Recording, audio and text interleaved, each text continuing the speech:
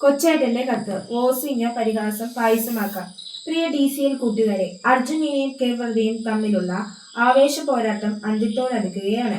അമേരിക്കയിലെ Miami stadium 2026 FIFA world കപ്പിലെ ഏറ്റവും വികാരഭരിതമായ രംഗങ്ങൾക്ക് സാക്ഷ്യം വഹിക്കുകയാണ്.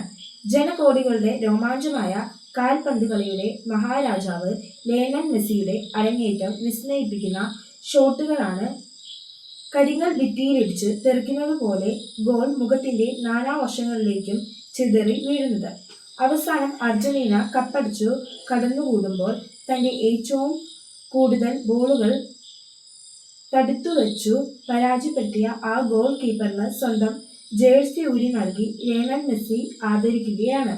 കുറ്റിത്താടിയും ചുളിഞ്ഞ മുഖവുമായി ഒരു മനുഷ്യൻ നിന്ന് കരയുകയാണ്.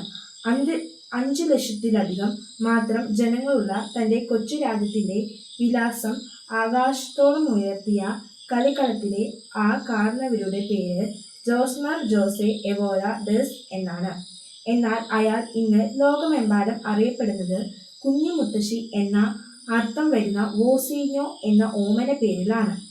1986 ജൂൺ 3 കേപ്പ് വർദ രാജ്യത്തിലെ സവോ വിൻസെന്റ് ദ്വീപിൽ അതിദരിദ്രനായി ജനിച്ച വോസോഞ്ഞാണിത്.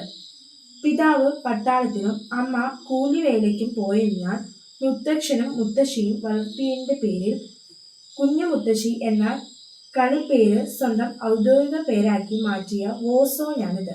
ഫുട്ബോൾ കളിയോടുള്ള അടങ്ങാത്ത അഭിനിവേശം മൂലം കളിക്കളം കിടപ്പാടമാക്കിയെങ്കിലും ഉയരക്കുറവ് മൂലം പരിശീലകർ പരിഹസിച്ചുവിട്ട വോസോഞ്ഞാണിത്.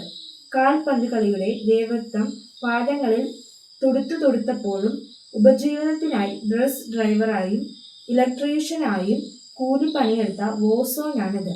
എന്നാൽ 20-ാം വയസ്സിനു മുന്നേ തന്നെ 6.3 അടി ഉയരം നേടി അംഗോള, മാൾഡോവ, സ്പൈസ്, സ്ലോവാക്യ, പോർച്ചുഗൽ തുടങ്ങിയ നിരവധി രാജ്യങ്ങളുടെ ടീമുകളിൽ കളിച്ചു ജയിച്ച് 2026 ഫിഫ ലോകകപ്പിലെ രോമാഞ്ചമായ സൂപ്പർ ഗോൾ കീപ്പർ വോസോഞ്ഞാണിത്.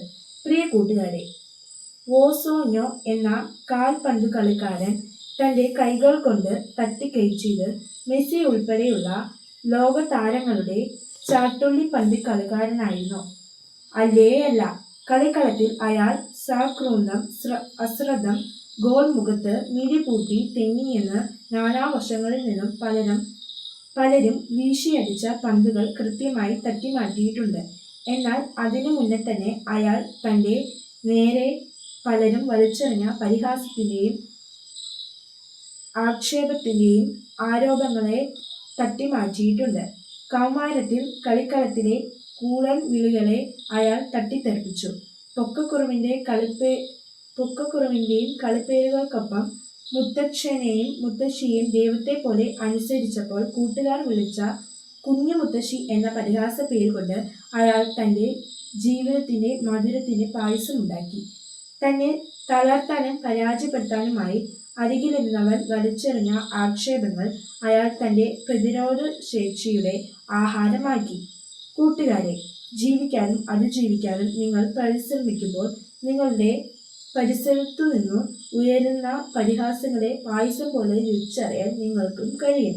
ഗ്യാലറികളിൽ ഇരുന്ന് കമന്റ് അടിക്കുന്നവർ മേലിറങ്ങി കളിക്കുന്നവരല്ല, വെറും കാണികൾ മാത്രമാണെന്ന് ഓർക്കുക.